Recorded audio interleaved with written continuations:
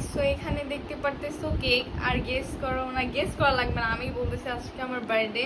তো আমার ভাই আমাকে একটা কেক গিফট দিছে, অনেক সুন্দর টিয়া কালারের পুরা।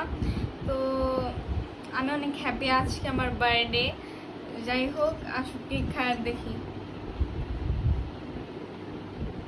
কেকটা তো সুন্দর এটা। কেকটা অনেক মজার, কেকটা দেখতে অনেক সুন্দর।